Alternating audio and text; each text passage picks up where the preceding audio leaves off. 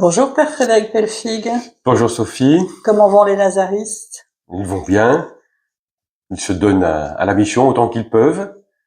Alors cette mission, elle est particulière cette année, en tout cas elle peut prendre des tonalités particulières avec ce thème du jubilé autour de l'espérance. Comment la congrégation de la mission aujourd'hui peut être signe d'espérance à travers ses membres et à travers les projets de l'Institut? Nous avons été bousculés pour vivre ce jubilé avec le 400e anniversaire de la fondation de la congrégation.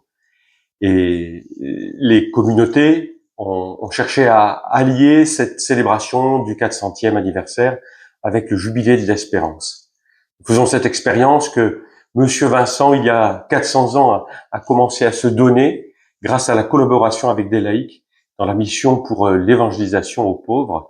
Et nous nous laissons interpeller aujourd'hui comment nous cherchons à notre tour à vivre à la fois animés de cette espérance que le Seigneur nous donne et, et par cette expérience de Monsieur Vincent, ancrée dans l'histoire et que aujourd'hui nous essayons nous-mêmes de poursuivre en collaboration avec des laïcs et dans des diocèses.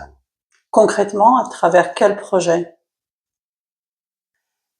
Il y a eu des projets de célébration dans différents lieux, notamment dans les sanctuaires. Nous avons un sanctuaire dans le diocèse de Saint-Étienne, au berceau de Saint-Vincent de Paul, ainsi qu'à Paris, mais aussi dans des communautés qui sont plus engagées dans des paroisses et où ils ont pris le temps de représenter à nouveau quelle est notre vocation et comment nous voudrions aujourd'hui encore partager cette vocation missionnaire dans les paroisses et chercher à mettre en place un projet missionnaire propre au lieu où nous nous trouvons en collaboration dans ces paroisses. Être missionnaire en 2025 en France, ça signifie quoi?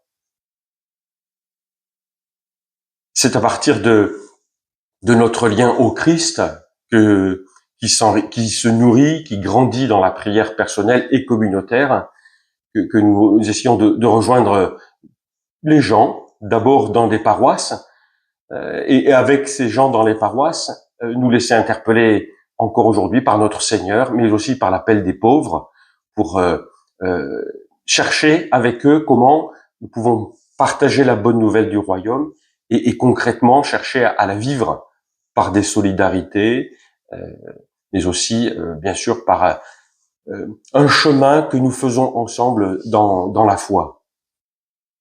Des projets, ce sont aussi l'attention à des personnes vulnérables, à des personnes qui peuvent être victimes à un moment donné de leur vie. Vous avez à cœur ce projet dans votre congrégation? Oui, nous essayons de participer à cette conversion de l'Église que le pape François a appelée, a souhaité mettre en œuvre, d'une Église qui renouvelle son attention et son accueil des personnes victimes en particulier, parce que nous-mêmes nous sommes concernés par... voilà, nous voulons participer à cet effort de l'Église d'accueillir de manière renouvelée des personnes victimes.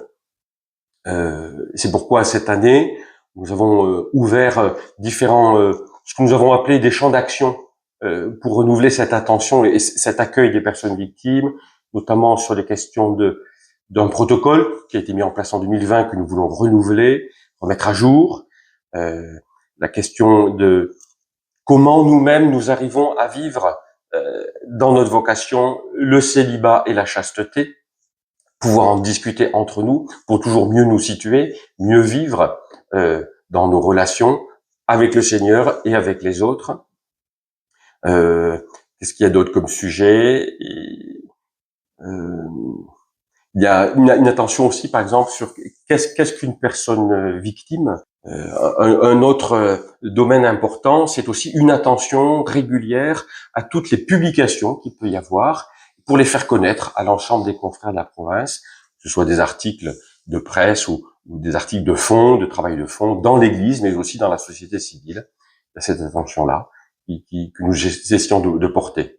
Donc, c'est des petites équipes qui ont été constituées, voilà, qui travaillent pendant plusieurs mois et on se retrouve une fois par semestre pour faire le point un peu sur ces avancées que nous avons pu faire en équipe.